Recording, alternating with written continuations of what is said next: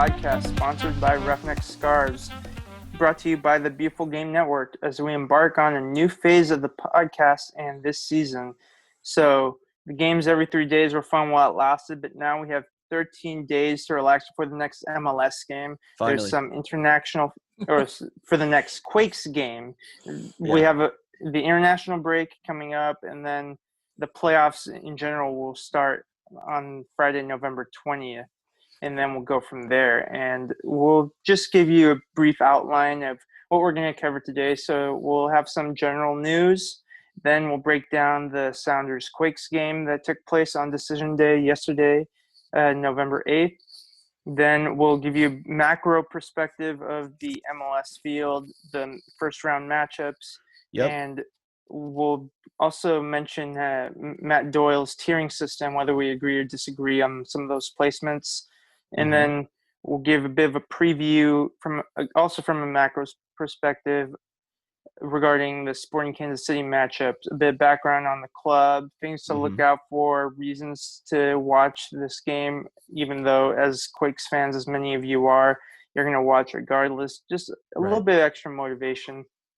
We have some fan questions, and we also have some questions/comments from a couple of my Sporting Kansas City fan friends. So that'll be interesting to go over. And then lastly, we'll give some of our predictions. We'll give a prediction for the Quakes versus Sporting Kansas City game. These don't have to be final because there's still a lot to happen, a few key injuries to monitor over the next few days. Yeah, definitely. But just for now, and then I'll also ask myself and my co-hosts, Favi and Will, to give their two teams that they expect to make the MLS Cup final and the result. They don't have to give a scoreline if they don't want to. They can just tell me who wins from the two. Okay. So without further ado, we'll get into the general news. Fabi, you want to get things started? Yeah. Hey, guys, what's up? Welcome back to TectonicTakes, right? We appreciate you guys listening. Quick shout out to all of our people on Patreon. Thanks for supporting this podcast. Thank you so much. Yeah, we truly do appreciate all the support we get. We are officially 100% funded by our Patreon. So thanks, guys. That's big news for us. But getting into a little bit of Quakes news, Christian Espinoza is the fourth in MLS assists. So just one behind Nicolas Ladero, Alejandro Pozuelo, and Darwin Quintero, each with 10. So great company there. Yeah, Espinoza becoming the player we all wanted. Maybe he becomes something that's too good, right? And then we have to sell him, but we'll find out, right? Cheap Carlos Vela. Yeah. Osvaldo Alanis could return to his parent club at Chivas after the 2020 MLS season. So this is a brand new rumor that came out where he's played so well that Chivas wants him back. And a little bit of a heartbreaker here. We could have, I think, kept him, but what do you guys think? Do you guys want Alanis to stay or do you want him to go back? Let's start with Will. I mean, yes, I wouldn't mind if he stayed, but I feel like at the same time, if we lost him, we wouldn't be losing too much. Because I think, like I've been saying, I feel like Tanner Beeson played really well when he was in. I didn't think there was a much difference from Beeson and Alanis. Right now, if we saw Beeson still playing, I feel like we would probably be in the same result that we're in right now, maybe even better, possibly. Who knows? But, so I don't think if we lost Alanis, it would be that big of a deal. What do you think, Ivan? So Chivas are in a similar position right now where as their Liga is approaching their Apertura half of the Liga MX season is coming to an end. They're in a similar spot on the table. Overall table, they're around the 8th or 7th position, similar to where the Quakes are in the Western Conference. And they do think that while they have a good core of players right now, Chivas, that there is room for improvement. And if you have a player like Alanis who is playing well at a league of similar quality, then that's not necessarily a luxury to turn him down and like let another team loan him again or something. Right. But I don't think he's irreplaceable. And I'll explain a possible solution with this next bit of news. And at first it'll feel like, why does this affect the San Jose Earthquakes? But I'll tie it back. So FC Cincinnati were the first MLS team to make their roster cuts. They, Wow. along with 7 other teams, of course, didn't make the MLS playoffs, so we knew this was coming. Yeah. They cut a lot of players and a lot of good players that I think MLS teams will be monitoring, such as Greg Garza, who's a U.S. men's national team international, Mhm. CM De Jong, and most interestingly, their captain, Kendall Waston, who Yeah. is Abby's favorite player. Shout out to Soccer Crush podcast, also on the Beautiful Game Network. If Alanis were to leave, Kendall Waston would not be a bad replacement option. I know right now if Alanis were to leave, we have 3 reliable options at center back. We have Beeson, Youngworth, and Kashia. But I think as we see in a lot of these better MLS teams, they have 3, if not 4, reliable choices all the time that they can rotate, not just for U.S. Open Cups, but like throughout the regular season, where injuries and suspensions pile up, or Yeah. just to give others a rest. So I think while I'm happy-ish with the core of center backs we have now, I Yeah. wouldn't decline someone like Kendall Wasson coming on a free. And he's played in MLS since he made the move from Saprissa to Whitecaps in 2014. He has Mhm. 42 caps and 7 goals for the Costa Rica national team. And he was selected for the 2018 World Cup squad. No, not the one that made the quarterfinals 4 years ago, but still, he's definitely capable of being one of the better defenders in MLS. Right. He certainly was when he was a bit younger, Mhm. but still he can do a job at San Jose Earthquakes. And that's just one possibility. What do you guys think? Kendall Waston in San Jose Earthquakes jersey? Yeah, I think he's more of like a Harold Cummings light, right? Or a Harold Cummings better. I think he's better. Yeah, or a Muma, Bernardez light, maybe. But Yeah. I honestly think the Quakes are kind of like already past that type of MLS 2.0 defender. Alanis was great with his left. He can do a long ball. I don't know if Kendall Watson can do that. That's my problem. I think Tanner Beeson might already possibly be on a trajectory that is better than Kendall Watson for next year. So we'll see how that kind of plays out. Okay. Yeah, I mean, I don't know if the Quakes would really go out and get somebody like that. I'm just not sure. I mean, with his age and just, I don't know. I feel like we've always been talking about how the Quakes don't really sign anybody. So, I mean, it kind of would be hard to think that, oh, yeah, we're going to get Watson. But, I mean, I wouldn't necessarily hate it, but I just doubt that the Quakes would really go out there and get him. Yeah, especially an MLS guy. He's definitely one of those players that even though it's not the hardest of last names, that I do have to think of his name because the S comes before the T. Your natural instinct is to say Watson, but it's Right. Waston. But yeah, that would be my biggest red flag with Waston, that he is on the older side. And when you look at Kashia and Youngworth, that you would want your next center back, if Alanis were to depart, to be closer to Beeson's age than theirs. But we'll see what happens. Yeah, I think the biggest thing, does Kendall Waston have a green card? I think that's a big deal with the Kasia kind of re-signing. If we're going to re-sign Kasia. Check that real quick. Because he has played in MLS for a while, but even though that's been the case, because he played for the Whitecaps, maybe he counted as a domestic player for Canada, but not for the United States. And this is why Jesse Farinelli has a job, right? Because there's all these weird MLS rules that don't count. Yeah, so usually that's definitely something that would appear on a Wikipedia page of an MLS player in my experience. So it's not showing up. So I do think that he would cost a roster spot. And I know that information is also searchable in MLS, but I'll look into that in the future. Yeah, no worries. It's just I'm thinking about like guys like Glad out of Real Salt Lake. I think that might be a better option. And that guy is on his last year. He was obviously out of the lineups.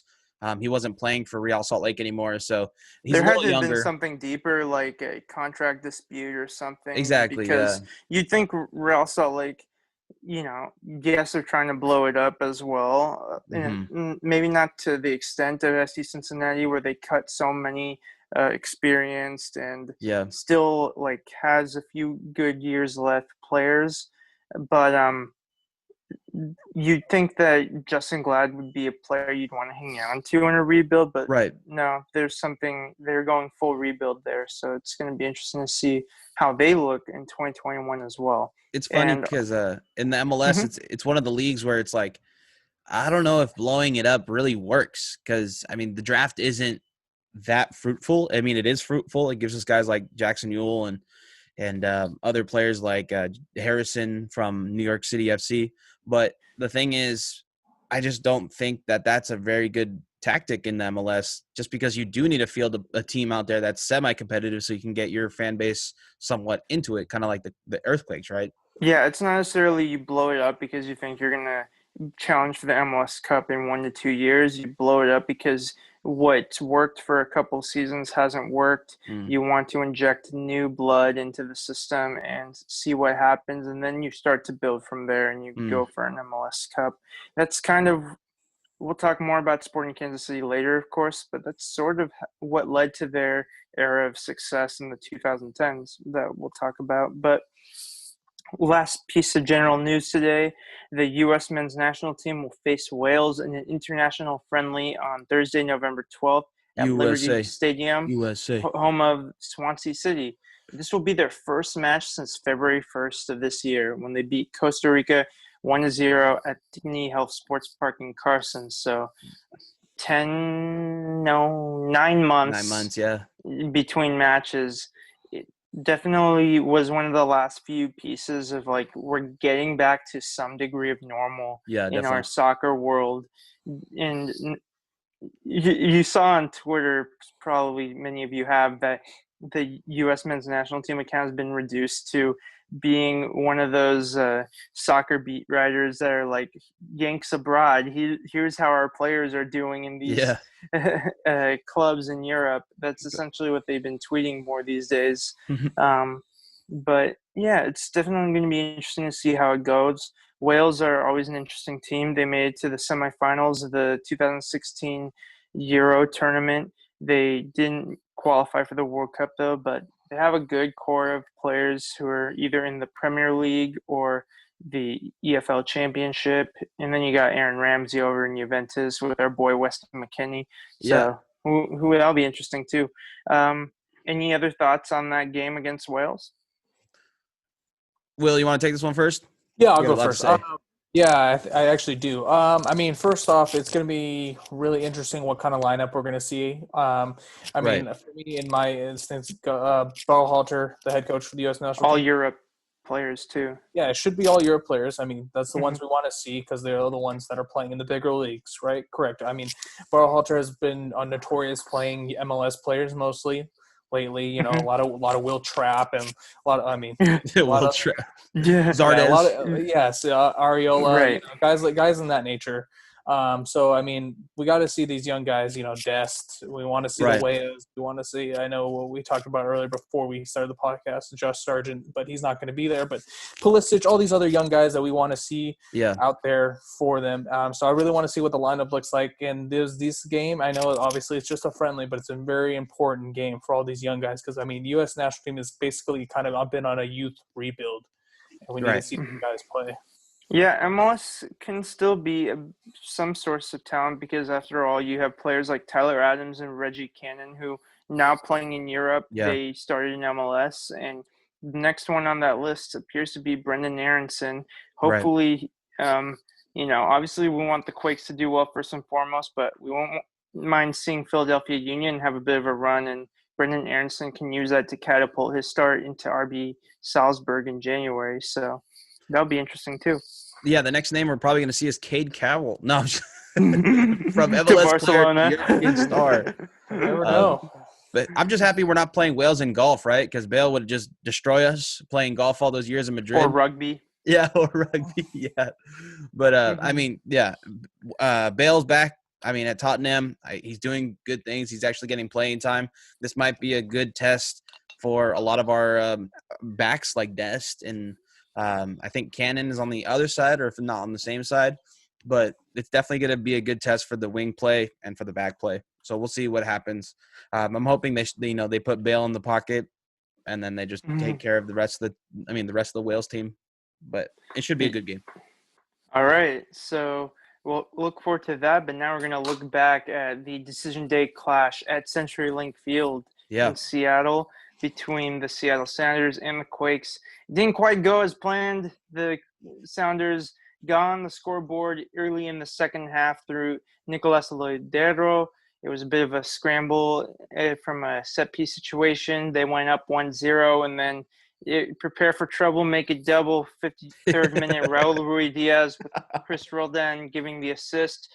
They went up 2-0 in a flash. And then minutes later after that, Marcos Lopez scores a banger from a direct free kick. Yeah. He halves the deficit, and it's 2-1, and suddenly the Quakes are back into it. And then, unfortunately, in the 73rd minute, Loidero adds to his goal with an assist to Jordan Morris, 3-1 Quake and 3-1 Sounders. And lastly, Marcos Lopez scored an own goal, and then that's how we got the 4-1 scoreline we have. So, just initial thoughts on that game. Yeah, I had a funny tweet at me or it wasn't at me, but it was a funny Quakes tweet. It was like, "Oh, Lopez, of course, got man of the match. He got the brace. He got a save, so he definitely should be up there." But yeah, Marcos Lopez had a good game. I don't think that own goal is really fair on him. It was kind of just the run-of-mill play. The game was already over at that point. Flo Youngworth, my God, he cannot play Seattle, right? I mean, for some reason, Jordan Morris has his number every single time, and it was evident. Again, Lodedo kind of just – you awakened a sleeping giant, right, a sleeping beast. He turned it on in the second half and just kind of went at it and had whatever he wanted. Luis Felipe, someone lost their mark all the time. I don't know. We'll talk a little bit about it, but Alanis was a little too far from that first Lodedo goal, and it was just like, oh, well, here it comes. Open the floodgates. Let's go.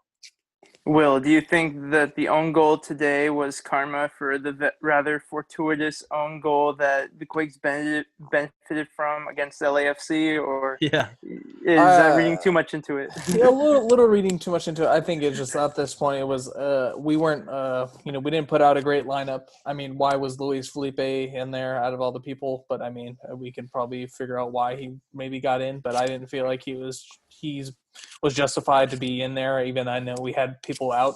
But yeah, I mean, it was a game that I wasn't surprised by the end of the score, it being down 4-1. I mean, next, we're down 2-0, and then Lopez, who thought Lopez was going to score a goal from there? I mean, probably nobody. But it was an awesome goal. But then next, it's 4-1, and it was a game that didn't matter. But so hopefully Quakes can bounce back in a couple of weeks here. Feel bad for anyone watching the game that took a 5-minute long bathroom break during those first 3 goals. Yeah. Who would have done a great job in Luis Felipe's role that had a great season? Kevin Partida, but he's on Minnesota now. So I mean, what can we do about it? Or his buddy Eric Calvillo. Right, but he came on for after the 58th minute where it was. Right. Kind of gone. The game was over with. So yeah. So let's go over the lineups real quick. The Sounders started Stephen Fry in goal. They had the back line of Kelvin Leerdam, Guillermo Gomez Andrade, Javier Arriaga, and Nuhu. And then their holding midfielders were Christian Roldan and Joao Paulo. In their wingers spots, they had Jovan Jones and Jordan Morris. In their central attacking midfielder position, they had Nicolas Loidero, and of course, Raul Ruidiaz was up top. Their subs were Christian's brother Alex Roldan in the 64th minute for Nuhu. 80th minute was Jordi Delem for Leerdam. 81st minute, you had Jimmy Miranda, a former Kansas City player, coming on for Jovan Jones. And then in the 89th minute, you had Shandon Hopo for Morris and Joshua Atencio for Joao Paulo. So can I say something real quick? Go ahead. Yeah, so really quickly, Ivan, I'm so happy that you say all these names for us, right? Because I don't have to say them. But really quickly, my wife's family is all Peruvian, right? And the one scapegoat of the Peruvian national team is Rui Diaz. And whenever they're talking about how bad Rui Diaz is, I always laugh. I'm like, dude, he scores against the Quakes like every time, and they're always bangers. Like, what are you guys talking about? But just a nice little kind of take on Rui Diaz. A lot of Peruvian fans of the national team don't really like him because when he puts on the shirt, he doesn't score goals for them. But I mean, if you look at only Quakes film, he's one of the best players in the league. So it's just a funny thing to think about. Peruvian fans can't be too spoiled about too many things, but before Rui Diaz, their strikers were killing it in like the Brazilian league and in Bundesliga for ages. Claudio Pizarro, Paulo Guerrero. So Rui Diaz has big shoes to fill, and it's not like he's a 20-year-old. He is in his prime right now, so they would love him to be scoring as frequently as he does in MLS and the Bundesliga or something. But regardless, Rui Diaz is definitely someone on form and production that you'd want in a national team of Peru's size. But similar to Mexican and USA fans as well, and maybe in a few years Canadian fans as well, as their youngsters develop, you get that more ambitious and you want to close the gap with the national teams above you. And while we love the MLS, we know that not too many MLS players end up going far in the World Cup. But, yeah. The funniest thing about it is, speaking about another Peruvian international, Marcos Lopez.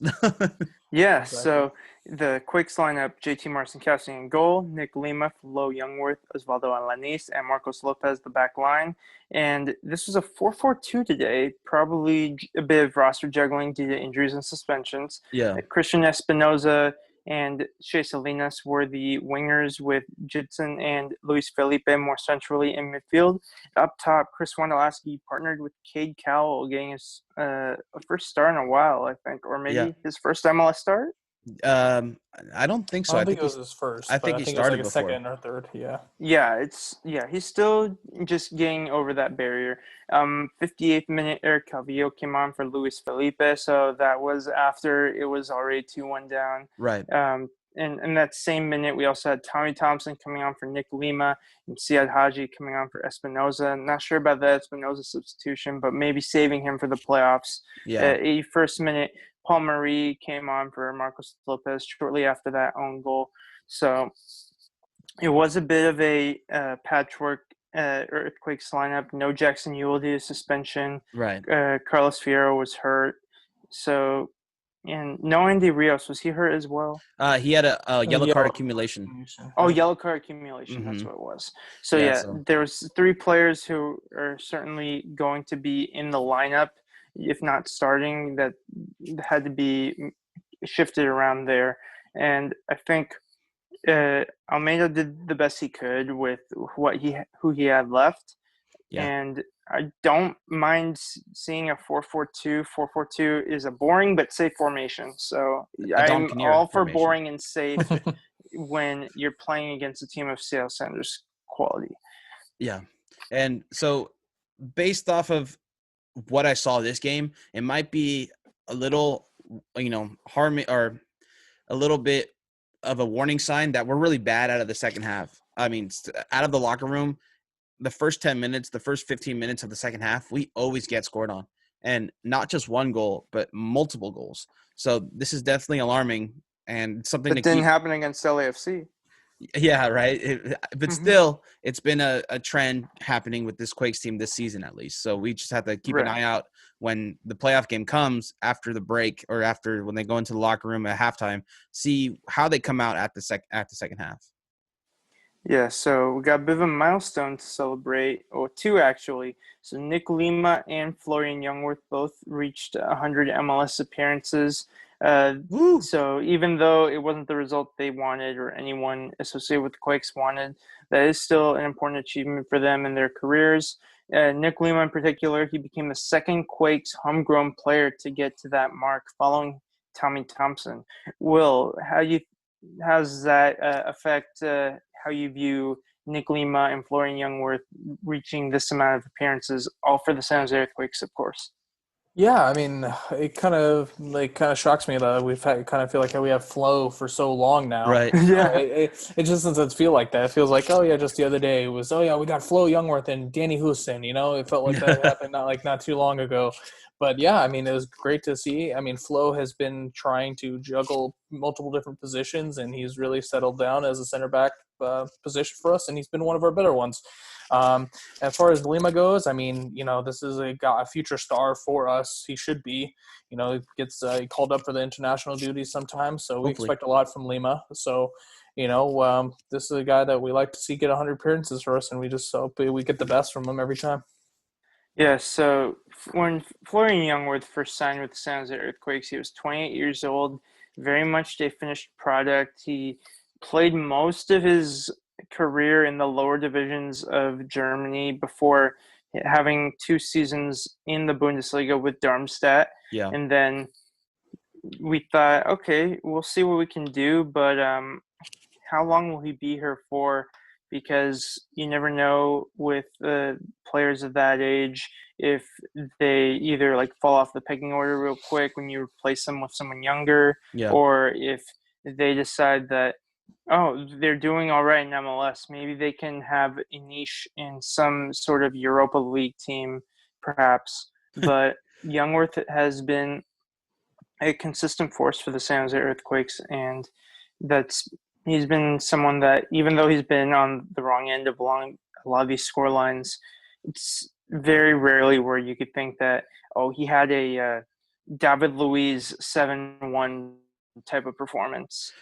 Really quickly, he took a while to get to his 100th appearance because he was on the bench for a lot of those games.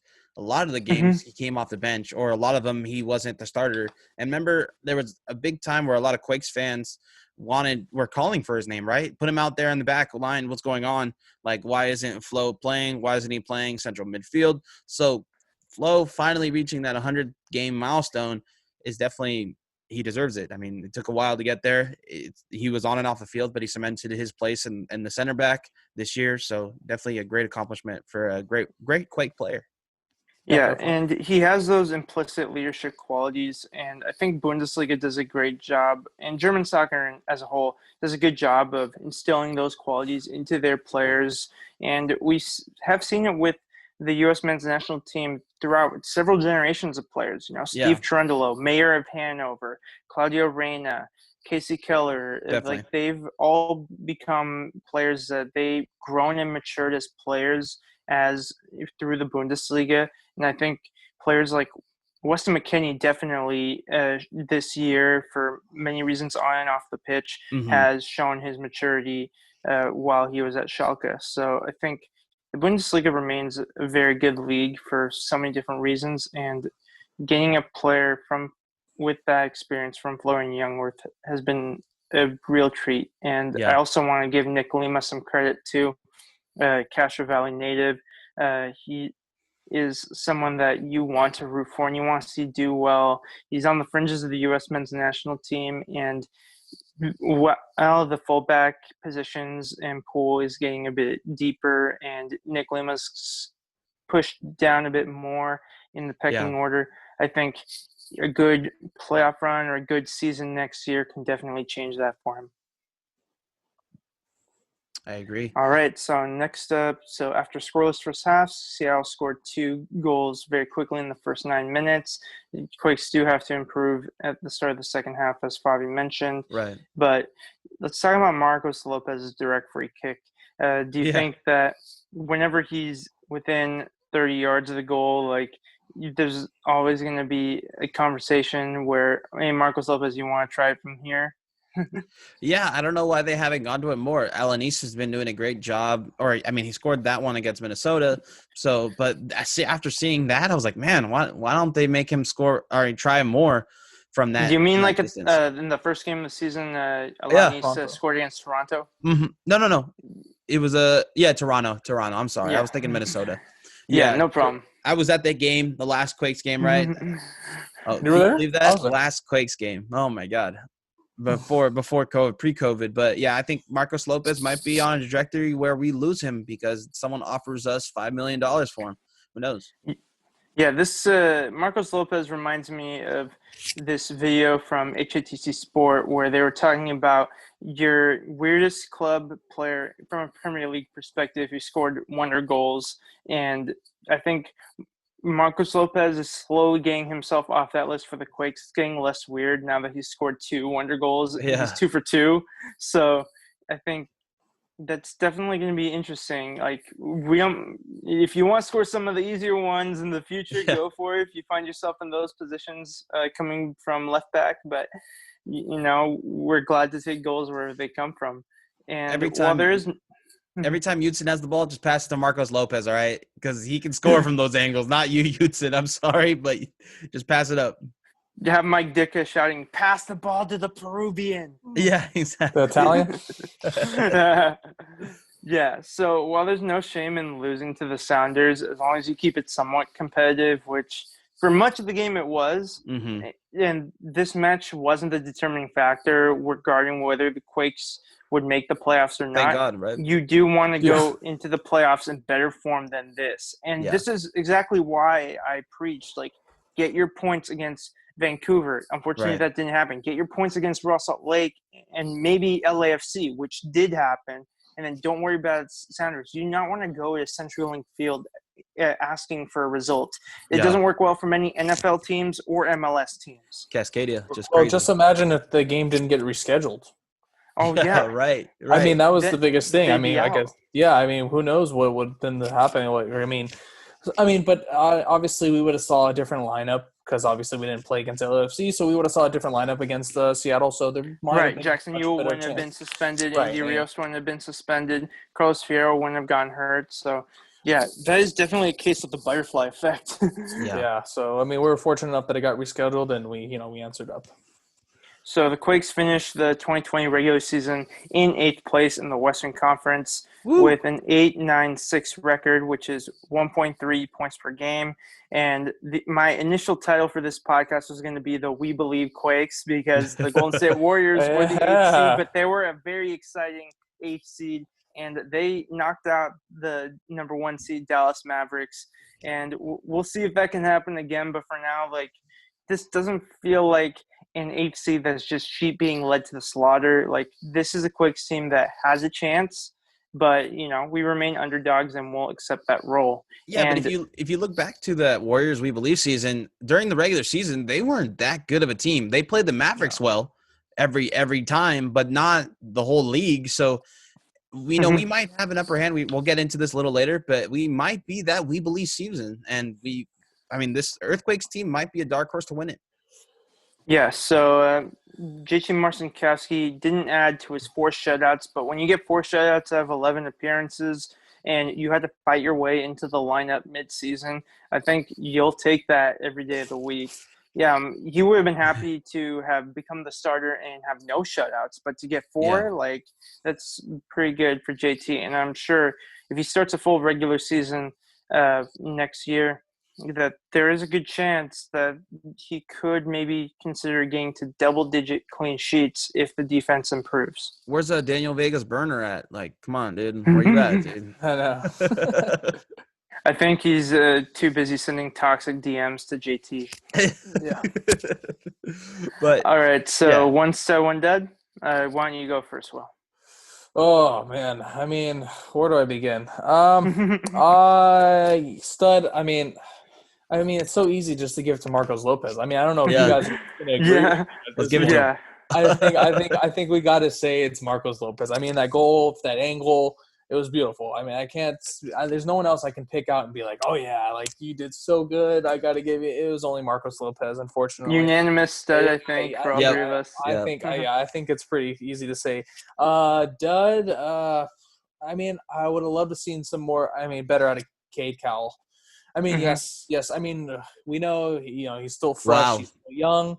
Wow. But at the same time, we've seen so many moments where he flashes and he's about to score a goal. So I expected better chances from him at least. But I feel like he just wasn't as prepared as he should have been. I mean, after coming off so many different times and almost scoring goals. So yeah, expected better from him, honestly. All right, my dud would be Luis Felipe because I think that I guess it's just not in his brain to have 2 good games in a row, and maybe it's because he rarely plays 2 games in a row as well. But still, in the MLS, you have to be ready to contribute at a higher level than he has been. Yeah. And there are other midfield options that came off the bench, like Siad Haji and Eric Calvillo. Granted, they're more attacking options than Luis Felipe is. His roster spot is not guaranteed. So, yeah, it's not. He's one of those players, unfortunately, that if he does leave this offseason, I don't think too many people will notice. So yeah, right. Definitely not. Yeah, it is what it is. Favi? Yeah, so my dud's going to go to Jesse Fioranelli. This team here was very injury-riddled and yellow card accumulation, so we didn't have the depth enough to compete in this game. So if anyone wants to, point the finger at the roster that we had because of we couldn't compete in this game. This is Seattle. They have a luxury of superstars while we're, fielding guys like Luis Felipe to start. Definitely not a good look. So Jesse Fioranelli, even like some of their subs that aren't the most impressive players. Like I would rather have a player like Jordi Delim's quality than Luis Felipe. But Definitely. Overall, like he's still a Quake. Like I appreciate all the Quakes. Like we're rooting for them to succeed. But Luis Felipe, we need a little bit more. We're just being realist, right? Yeah. Yeah. And lastly, some stats. So shots. It was very symmetrical here. Sounders led 10-5 on shots and then 6-3 shots on target. So even though the Sounders had more shots, which is very common when you're facing them at their home, then both teams were 50% shooting on target. Possession, Sounders had 57% of it. You'd like it to be a little more even, but again, like it's an away game against one of the best teams in MLS. But the passing possession. accuracy. Passing accuracy, Sounders led 87% to 83, pretty similar. They both had 1 chance created each. They both had 4 corners. Quakes had 12 fouls to Sounders 7, but surprisingly no cards at all in this match. Good. And lastly, the Sounders had 1 offside, the Quakes had 0. So overall, with those stats, like you can understand why the Sounders won the game. It doesn't scream a 4-1 score line, but you can't argue with the result too much. And then that takes us into the MLS playoff field, the Western Conference. This is probably the best scenario for the Quakes. So alluding to what I was saying earlier, we might be a dark horse. I personally think this is the best scenario for the Quakes, playing a team that we never played in Sporting. So the first seed goes to Sporting Kansas City versus the 8th seed in the San Jose Earthquakes. And then in the same bracket, we have Minnesota United versus Colorado Rapids. And then as the 4th and the 5th seed, the 2nd seed Seattle Sounders will take on 7th seed LAFC. So LAFC saw themselves kind of dwindle into that 7th seed. And they have a very tough first-round matchup. Yeah, and then Portland in the 3rd seed versus 6th seed FC Dallas. Rip Dallas. Dallas. The Western Conference. Yeah, if Dallas gets out of that quadrant there, I'll be very surprised. But, it'll be a bit of a trial by fire for their young team. They're kind of the Ajax of the MLS. They continue to find young players to step up. Will, you want to go over the Eastern Conference real quick? Yeah, I'll go over the Eastern Conference. I just want to mention something since we're all said and done with the it's decision day. It's all said and done, and talking about like the points per game. But looking from both the Eastern Conference and the Western Conference, it didn't really become that much to factor in by the point, because there was no one on each side that it didn't affect anybody really, except for Colorado. Obviously, Colorado, it was fortunate for them. So as far as the rest of them, there was no one that got slighted from the points per game. Everyone that made it was supposed to make it. Yeah, Eastern Conference, it didn't really matter, and you would be a bit more forgiving if someone got in from points per game with 10 slots. Like if you're still a bottom 4 team out of 14, then that is a little different than being bottom 4 out of 12. So Sorry, I just want to say, I was glad that at least nothing was really affected from that. Right. We thought like from the beginning this was going to be a big deal. Yeah. A bit of an overreaction in MLS, nothing new. Yeah, true. Yeah. I mean, it was So really go late, ahead, though. Will. That announcement was really late. So, I mean, it could have affected us. I mean, it did, Colorado, right? So, Right. All right, so for the Eastern Conference, we had Philadelphia Union. I mean, guys, let's talk about that real quick. I didn't think, when we talked about the standings a couple podcasts ago, we didn't think the Philadelphia Union were going to rise and Toronto were up there for a long time. Right. Yeah. For Philly to go up there, props to them. It was great for them to win the Supporters Shield. No one probably expected that. Good on for them. I think it's an asterisk, though. I mean, you can't get a Supporters Shield when you're playing, right? You're playing Cincinnati, Toronto all the time. Or not Toronto, but Cincinnati. Oh, what? Yeah, well, I mean, guys, Cincinnati's not quality club. If you get a win against Cincinnati, every 4 games, of course, that's your Supporters Shield. But Union have 9 wins at home this season out of a possible 9, too. So that is a big deal considering they will be hosting the rest of the way as long as they're in the playoffs. So something to keep an eye out for. Right, and so also obviously with the the difference with the 10 teams making in the East, there is some play-ins. So we got let's talk about that real quick first. But the play-ins from Nashville versus my team that I really wanted to see in the playoffs, Inter Miami, obviously the Higuain brothers. But obviously Nashville's a hard team to beat. We talked about how Zimmerman has been playing very well for them. So we'll see. The Higuain brothers going to have to step up and take out Nashville. We'll see. And then we got the New England Revolution against the Montreal Impact. We'll see how T.R. Henry will really step up there. Yeah, so the way the plans will work is the 7 versus 10 seed will play each other. I believe that's Nashville against Inter in Miami. And then the 8th and 9th seed also play each other. So Revolution versus Impact.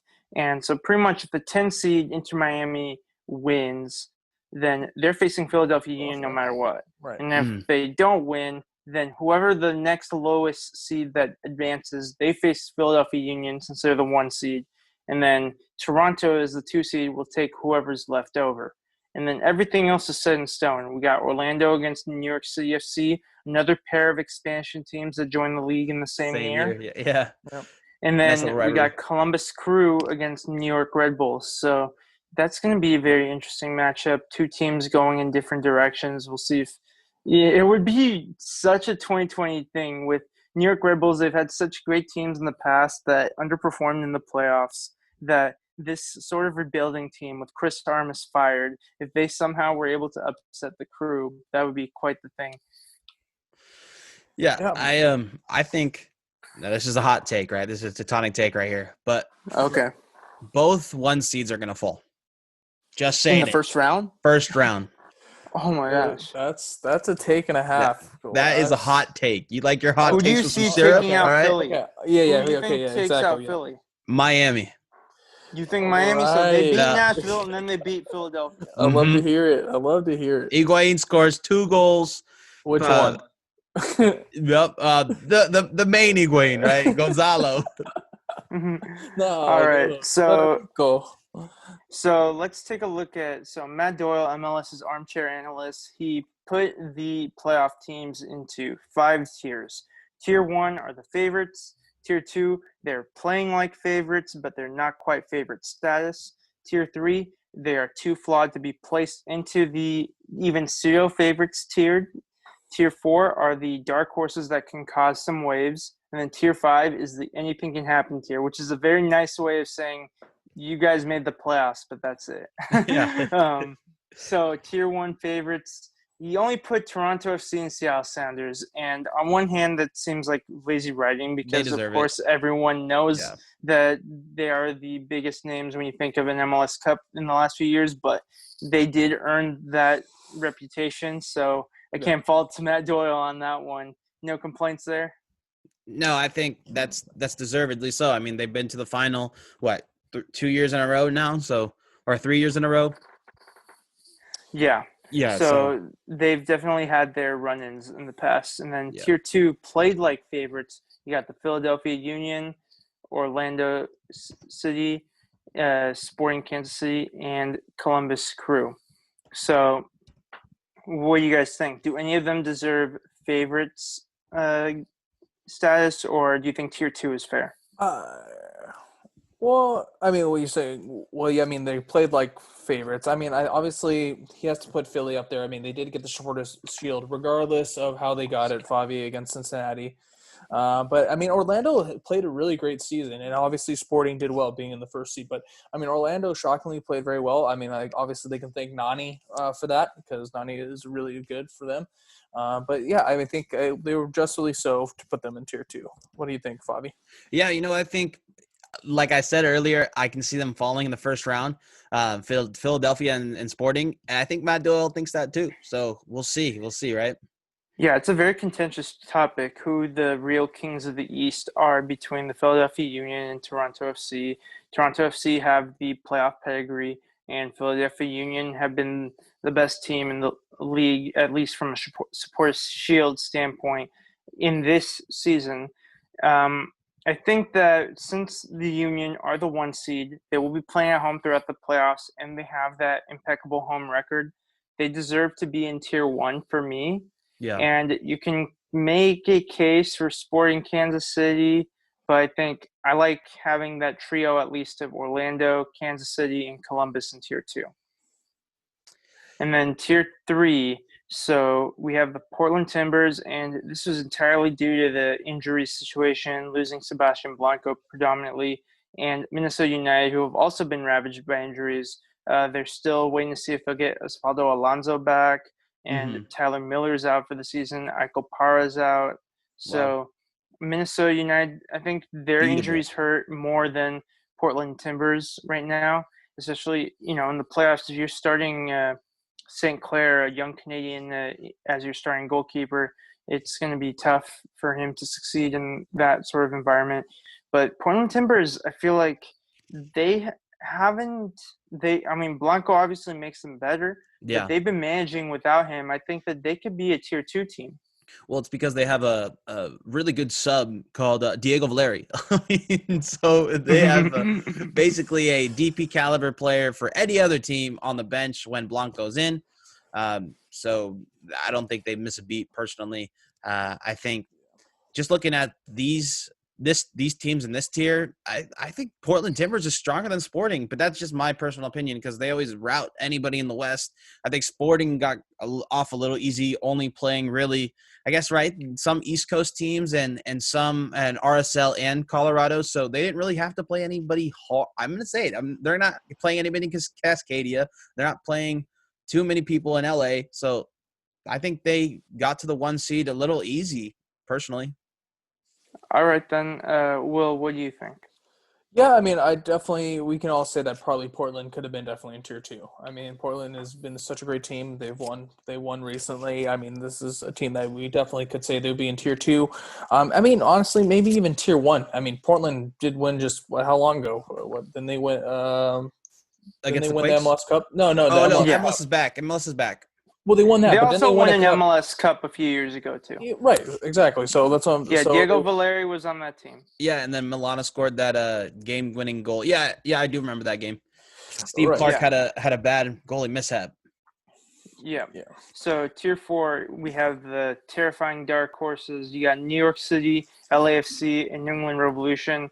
I think that because of LAFC sliding into a 7 seed, it's hard to justify them putting them in a similar tier as Portland Timbers or even Minnesota United, who have been more consistent this season. But these are definitely teams that they're not layups. Yeah, I think I'd be more scared of LAFC than, let's say, a Minnesota. Yeah, Minnesota. So I think them falling to 7th kind of hinders their output or the power rankings, basically. This is a power ranking, so. Yeah, essentially. All right, so and then Tier 5, where anything can happen. Kevin Garnett, anything is possible. You got Nashville, New York Red Bulls, Colorado Rapids, FC Dallas, San Jose Earthquakes, Montreal Impact, and Inter Miami. Any sort of argument to put them in any sort of tier higher? I think maybe you can say either Dallas or Colorado Rapids. I think Quakes, the way they entered the playoffs, I think we'll take Tier 5, let them underestimate Whoa, whoa, us. whoa, whoa, whoa, whoa, whoa. Oh, This I is a like it. Matias Almeida squad, all right? CONCACAF Champions League winner squad, okay? If we're not the Tier 1 favorites, then Matt Doyle has an East Coast bias, okay? Cascadia, East Coast bias. Name it whatever you want to. LA bias. Yeah, Come LA on. bias. Where Come is the on. Silicon Valley bias? I want that, okay? Not only in tech, but I want it in sports as well. It always happens. We should be Tier 1, and this take is just wrong. I'm sorry. All right. Anyway, after that Fabi rant, I mean, we have to be realistic here, Fabian. I mean, after having so many games where we didn't look like we were even an MLS team, and coming into being, I like it. I mean, anything can happen, and that's what we're hoping for with this Quakes team. I mean, we want that, so I think we're in the right spot. I mean, yes, I would like to be known as a terrifying dark horse, but Yeah. anything happen. I mean, it's not really. I wouldn't call it like something really flawed. Like it's not mean. Like yeah, anything can happen. I mean, we are facing supposedly the number 1 seed, so let's see what happens on the 22nd. They have us in there with the Impact and Nashville, okay? Come on, guys. This Matt Doyle has a bias, and this is not what we want to see. I'm just gonna say it. A lot of pundits don't like the Earthquakes. Yeah, that's true. So now that we've covered the field, let's take a bit of a brief preview of the Jimmy Conrad Derby. So Sporting Kansas City will be hosting this match at Children's Mercy Park. It will be on November 22nd between the 1 seed Kansas City versus the 8th seed San Jose Earthquakes. It's the first meeting between the two teams this season. Kansas City have won 2 MLS Cups, one in 2000 and one in 2013. They've also won 1 Supporter Shield and 4 U.S. Open Cups. And here's the crazy part. So aside from the 2004 U.S. Open Cup, Peter Vermes has won all of those silverware with Sporting Kansas City in their history, either as a player or as a manager. So he's in a great situation there, and no doubt that he doesn't have to buy a drink in that town. So you're telling me we have another Ben Olsen on our hands? All right. Job security. You know what ruins job security? A defeat in the first round of the playoffs. All right. So get ready, Peter Vermes. You're going to be looking for a new job pretty soon. All right. So I have a question. So is this stadium, is this stadium open? Is it open stadium? I believe it might be. Let me just. I just wanted just curious, just because I mean, it might be cold. I saw a couple and of snowing. people on Facebook and Twitter saying that they're going to go support the Quakes. So I think it's an open stadium based on the picture. They are allowing fans in, I believe so, and there's some Quakes fans that are going. Yeah. So it is an open stadium, so that will be an interesting development for attendance as well as weather.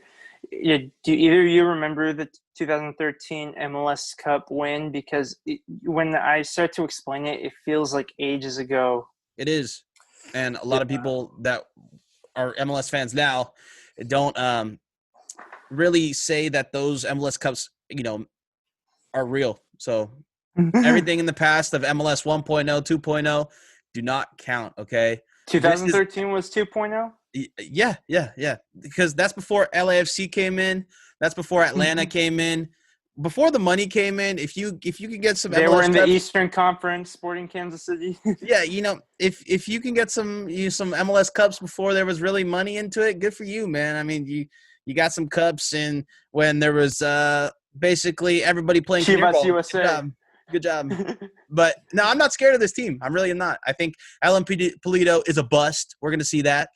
Thank God our team didn't pay $10 million for him, because we'll see. I mean, Florian Numbert's going to put him in his pocket, and thank God we didn't get him. If anybody knows his weakness, it's his old coach, Almeida. Yeah, so one last word on that MLS Cup final in 2013. It was settled after 10 rounds of penalty kicks. The Sporting Kansas City won 7-6. Jimmy Nielsen, their Danish goalkeeper, he was a club legend for them. He retired after the game, and he apparently played that game with broken ribs too. So, dude's a legend for that as well.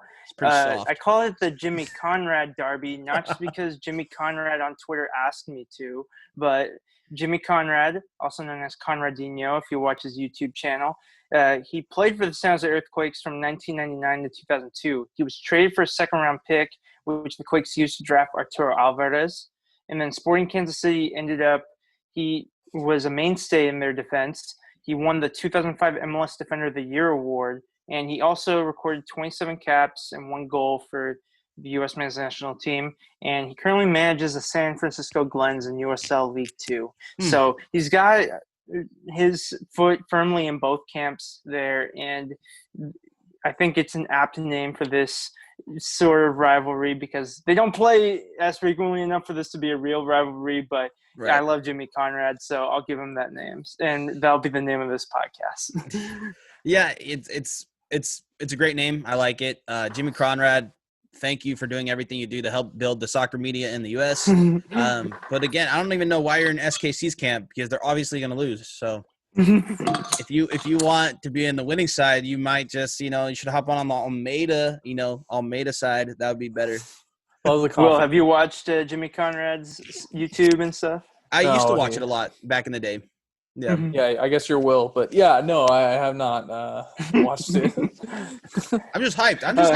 Give me Sporting. All right, give me Sporting. We got a couple matchup weeks. We got a couple of weeks, man. Couple of weeks. We gotta pace ourselves here. You're like ready, go time. I'm ready. I think SKC is like the softest team in the West. I'm just gonna say it. All right. All right. So key wrong. players to watch out for include Alan Pulido if he's fit, the Scottish international Johnny Russell, Gianluca Busio, and one of the better goalkeepers out there, Tim Melia, and some key matchups. Chris Ornelas against Tim Melia. So a sword that pierces through anything against the shield that won't be pierced there. You got Carlos Fierro matchup against Jalen Lindsay, the young right back, filling in for Graham Zusi. I think a good midfield matchup would be Judson trying to contain the creative force that is Ilie Sanchez. Mm-hmm. And then you have any of the likes of Gadi Kinda, Johnny Russell, Alan Pulido, and Gerso against the Quakes defense. They're going to have a hard time with that man marking system because there's a lot of creativity and a lot of pace in those players. Let me tell you something. Johnny Russell is Fierro light, okay? We have the real deal in Fierro, okay? Johnny Russell is good.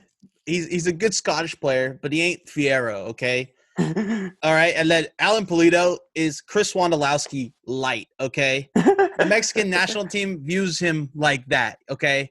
Never gets enough. He's Penildo. He just gets a whole bunch of penalties. He's not that good, and we're gonna see that firsthand.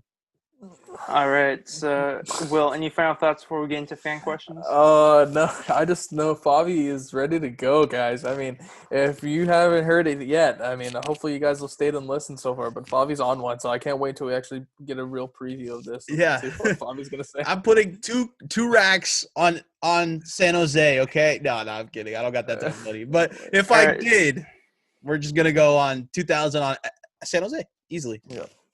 So what we're going to do for the fan questions today, I'll read them out, and then we'll take turns, each three of us answering them, one person each. And if someone has a very quick response, then we'll give it, but then we'll move on. So I'll start things off with Vega from Twitter asks, if Fierro can't recover in time, should Vaco or Shea make the start? And that's assuming if Vaco is available from international duty. So I'll start with, let's just assume that Kashi and Vaco might not come back because travel is a situation. I was going to say a swear word, but I'm trying not to. I'll keep it PG. Thank you. But I think if Fierro can't recover, I think Shea Salinas would be the safest choice to start. I think that he is an experienced player. He's played in a lot of big matches in MLS, and I think that he can only help the team going forward. You still have some options on the bench if you choose to start him. You can always have someone like Siad Haji come in on that role as a more attack-minded midfielder coming off the bench. So I think Shea Salinas is a decent replacement for him. He's not as explosive as Carlos Fierro has been at times this season, but he is capable of the good pass here and there. I hate this question because I like seeing Shea Salinas off the bench. I think he adds a lot more to the team when he comes off the bench. Fresh legs. He's up against backs that have been playing all game. I would actually want to see, if Vaco can't go, I would like to see someone else eat up some time, right? And then bring Shea off the bench. That's just my personal opinion. Maybe Haji or if Vaco, I want Vaco in for sure. But I want Shea off the bench. I think he adds more of a dynamic when he comes off the bench. All right, so next question, and we'll give this over to Will. So Joe Milton from Twitter asks, what the hell happened to this team as a whole since the MLS is back tournament? I went a whole minute without swearing, but go ahead, Will. Yeah, I mean, I don't know what to really say. I mean, I think this team lost its way after Mangus left. It definitely just had to figure out finding their own. I mean, they lost their way. Matthias had to figure out how to get this team together. We finally did, and we did it enough. Came together as a team and got into the playoffs. I mean, I don't know how else to really say it without trying to swear or say anything crazy, but I think it was just they got lost and they kind of found their way. I feel like you have a good answer for that, and you proved me right. So thank you, Will.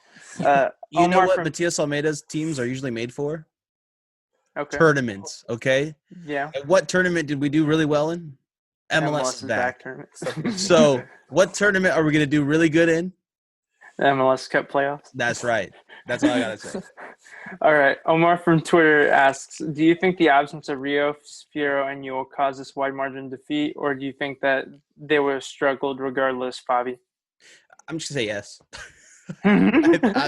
That's a no-brainer, right? I mean, if we would have had Yule would have been a big difference, right? If Yule was just in without Rios or Fierro, we would have been probably lost 2-1 or maybe tied 1-1.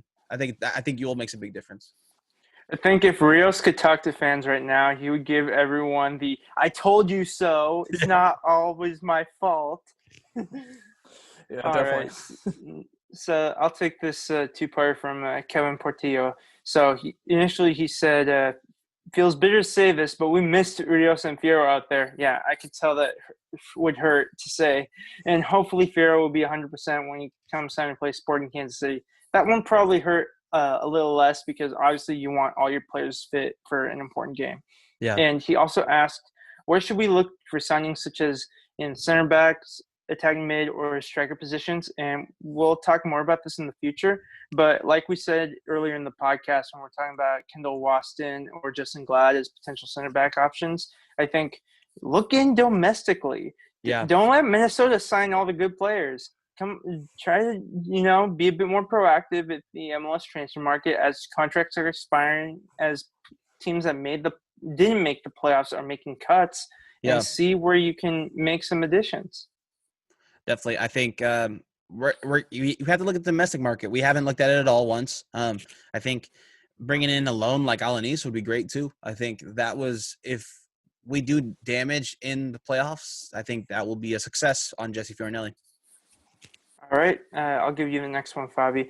Giancarlo LaRusso from Twitter asks, going to the playoffs on a sour note, where do you think the team focus needs to be? I think the offense has been looking better than the defense, particularly against Seattle.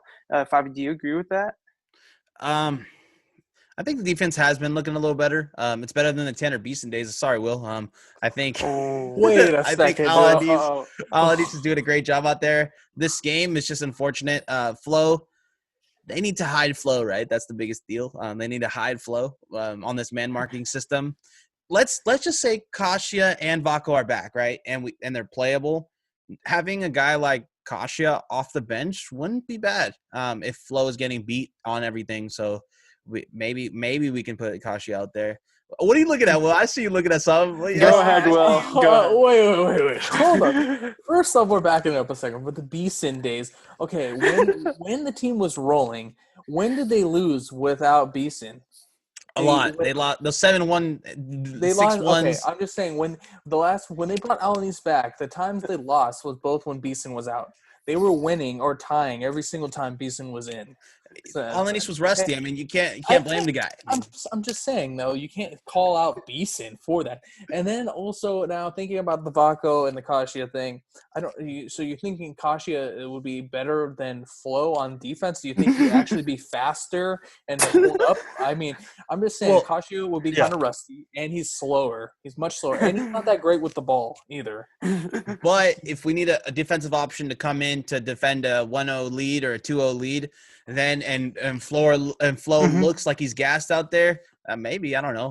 Maybe we can Another see option Kasia. is you put in Kasia as a center back and Move you Flo up. move Flo to Yeah, that's true. CDM where he doesn't have to be the fastest and he has players behind him. But yeah, nice. it is interesting. This took some interesting directions, but we gotta move on. Mike Pizzo asked, how much will the weather impact how the team plays? Will wet turf or even snow, which is similar to the icing conditions in Sandy, Utah that Kansas City just played in on decision day, do you think that will keep the Quakes from applying pressure and shift to a more conservative approach, or Almeida will keep his foot on the gas? And we'll go with you, Will, but I think that it doesn't matter what weather or situation is Almeida believes in the system. Well, right, but I mean, I don't know how many times has Matias played in the snow. It doesn't snow too often in Mexico. Exactly. But So there is altitude. Well, in Argentina too, yeah. So yes, and it's going to be played in flat Kansas City. So, I mean, this besides the point. The whole point is, it's like, okay, the snow. If it's literally snowing, yes, it's going to affect the game drastically. Yeah. I mean, there's no question about it. I mean, hopefully, it's not that big. Like, I mean, not that much snow, like the Costa Rica USA game, like when they just like mounds of snow. Colorado. Jermaine Jones, just like I know it was crazy, but I'm just saying. Hopefully, it doesn't. It's gonna affect the game a lot. I mean, if it's snowing, it's gonna affect it regardless of the system, and of course, Matias is gonna want to keep it the same. But I mean, it will definitely affect it. All right. Nestor jokingly asked, how much are flights to Kansas City? And I'm guessing he's wondering if one of us can spy him some money to make the flight. Hey, I mean, a flight from Japan to Kansas City is not too bad, guys. If you want to, buy me a ticket real quick. I wish I could go. That would be awesome. Represents the TectonicTakes media team. Maybe there's some Black and Soul guys are going out there. Who knows? We'll see. Hopefully there's some representation of us. I've been to Kansas City once. It was a nice place. I wasn't there. It was only for a day, though, but it's definitely a nice city. People think that, the middle of the country is all boring and stuff like that, but Kansas City is a really cool kind of – it's got a good barbecue scene too, so it's really nice to eat that kind of food there in a place that cherishes it.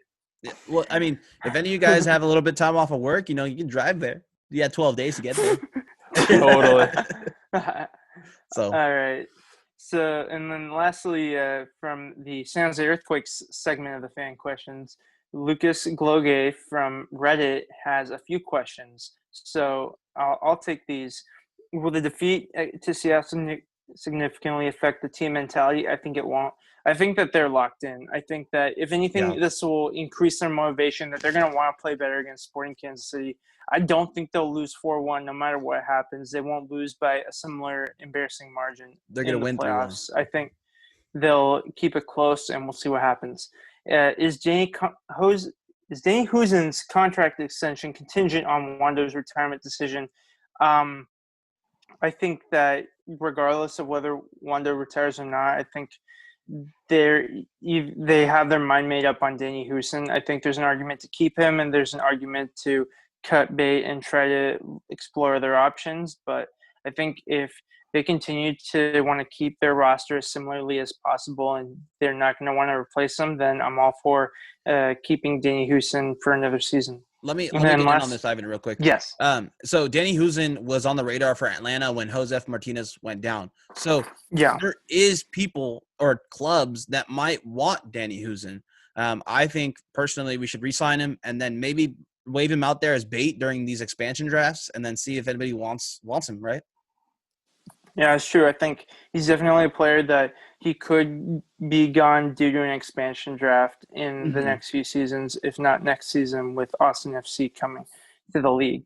And then lastly, if Jesse doesn't make significant signings this season, is it time for him to go? What do you guys think? I feel like we've asked this question several transfer windows. The answer should be yes, but for the people that are making the decisions, the answer is probably still no.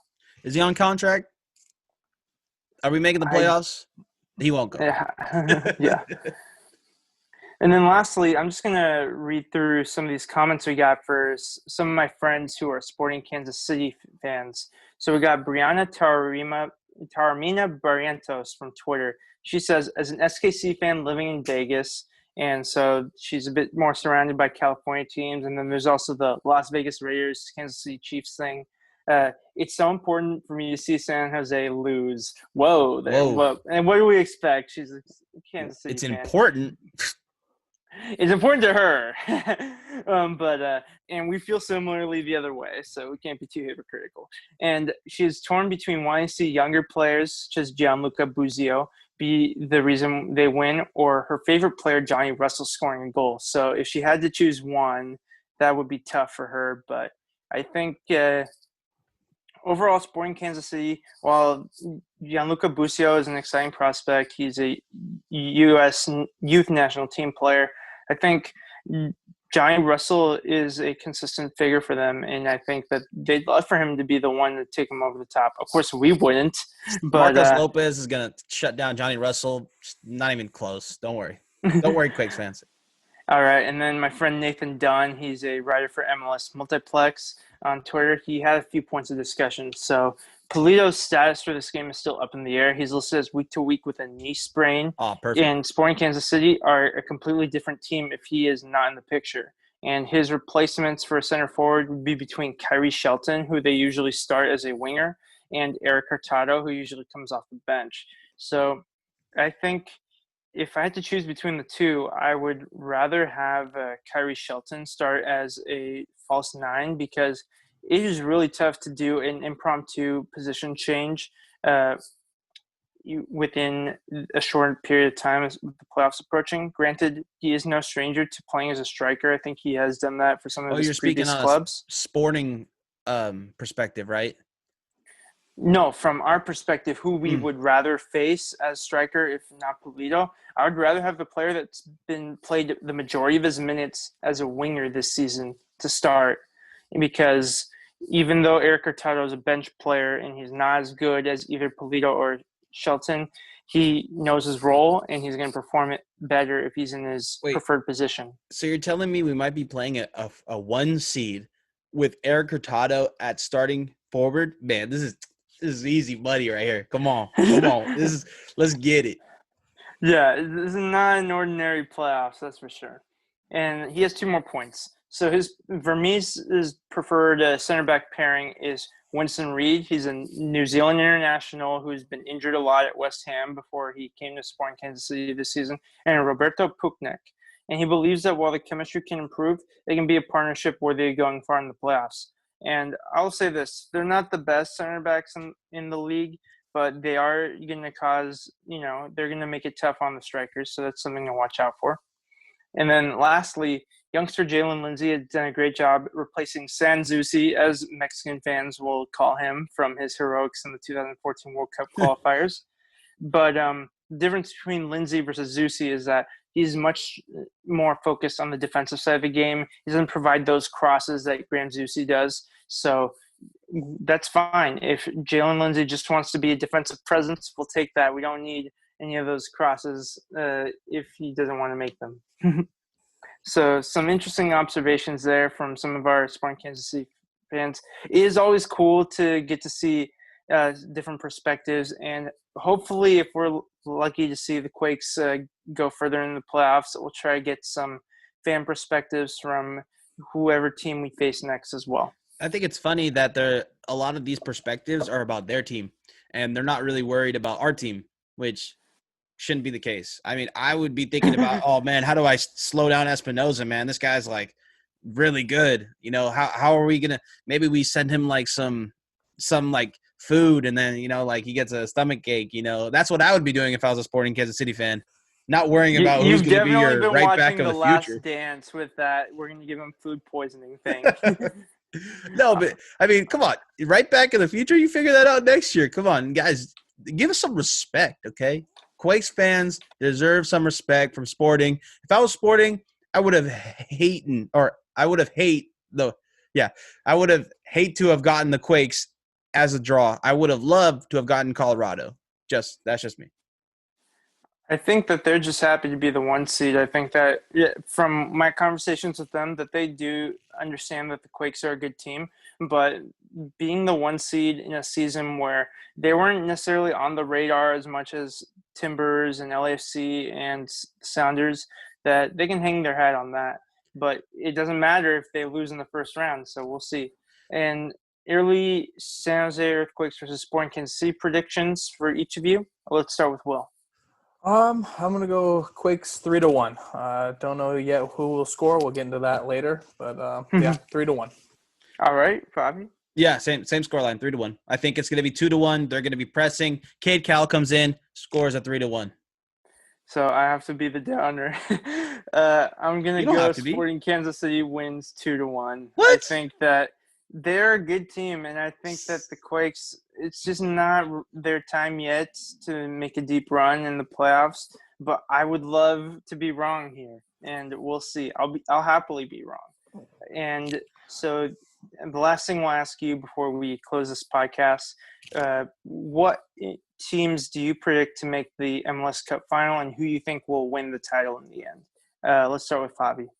Yeah, I think we're going to win against Sporting. I think Colorado's going to beat Minnesota. It's going to be San Jose. You don't have to go Colorado. too much in detail. Just the East versus West champions, and then who wins in the end. San Jose versus Toronto. And then we have a matchup of the Alanis free kick goal again. So I think it's going to be Toronto, San Jose in the final. And who wins? Oh, come on. San Jose Earthquakes. We're gonna raise that trophy for Wondolowski, okay? And then he can retire. If we win, he can retire. Okay. I'm gonna go with coming out of the East. I think the Philadelphia Union, they defend their home turf and they make it out of the East. And I think out of the West, I think Portland Timbers make it out, and I think ultimately Philadelphia Union will win the MLS Cup, and Brendan Aronson will move to Europe with that in his suitcase. Will? Yeah, I mean, I would love to say the Quakes are going to win the whole thing, and against. Well, you can. I mean, I can, but at the same time, I have to be a little more realistic. I mean, at the end of the day, I want the Quakes to win against whoever. I don't care who, just win. But I'm probably going to see like a boring Seattle Sounders out of the West. Yeah, probably against Toronto. Honestly, I don't feel like there's anything. Sometimes it just feels like the MLS. It just kind of feels like it's the same guys, Yeah. The League of Parody. Yeah, it's like it's gonna be Seattle wins against Toronto. So you would pick Seattle to beat Toronto if that was the case? Yeah, I feel like it's gonna be like that. I feel like it's gonna be something boring again. I think Seattle has a tougher road. I mean, than the Earthquakes, personally. Yeah, but Toronto maybe. Yeah. There's going to be a few juggernauts in the East this year as well. And I strayed away from a Toronto versus Sounders prediction. Not only. I don't think that they'll have as easy as a time as in some of the other years, perhaps. But also, there's no credit if you predict that, final.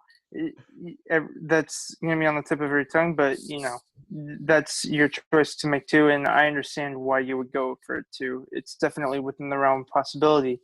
So we do want to thank our sponsors again, Roughneck Scarves, official scarf supplier to MLS, USL, and US Soccer. Get custom scarves for your group or team at roughneckscarves.com. And we also want to thank IcarusFC.com. If you're tired of the same old uniforms and cookie-cutter templates from Nike and Adidas, and you're looking for a unique, completely custom kit for your youth club, Sunday League squad, adult, cheerleading team, Icarus FC can help you create the kit of your dreams at an affordable price.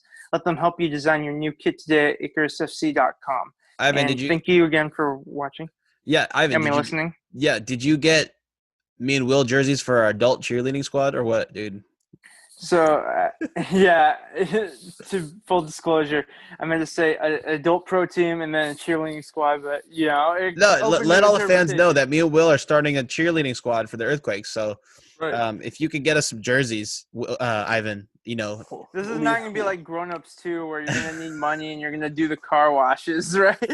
Maybe I'll do a virtual car wash from Japan if anybody wants to watch, Yeah, who's going to prefer virtual car wash? Virtual. I'll be out here just washing my Hot Wheels There you go. I mean, with a virtual car wash, you might as well just set up an OnlyFans. Jeez, this is made for kids. This is made for kids. Don't forget that. No, it's not. When it's on YouTube, it's not marked this is for kids because people can save us our videos to playlists. They can do that for content made for kids. Well, as I've been saying, we are on YouTube. So, guys, please make sure you follow us on YouTube and hit those like buttons. Smash that subscribe button. Give us a 5-star rating on Apple Podcasts. That would be a great help. And if you want to be a part of our Patreon, don't forget we do have a Patreon. We really appreciate all the patrons. I always have a hard time saying that, but all the patrons that we currently have, we appreciate that. And then, that's all I have to say. That's my final thoughts. Will, do you have anything to say?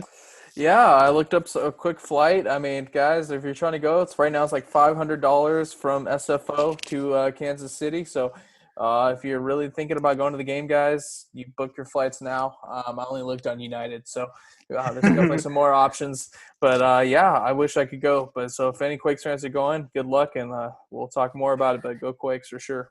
Yeah, if you had to choose between a PS5 or a ticket to Kansas City for this game, easy choice, right? Go to the game. Go Quakes. Go Quakes.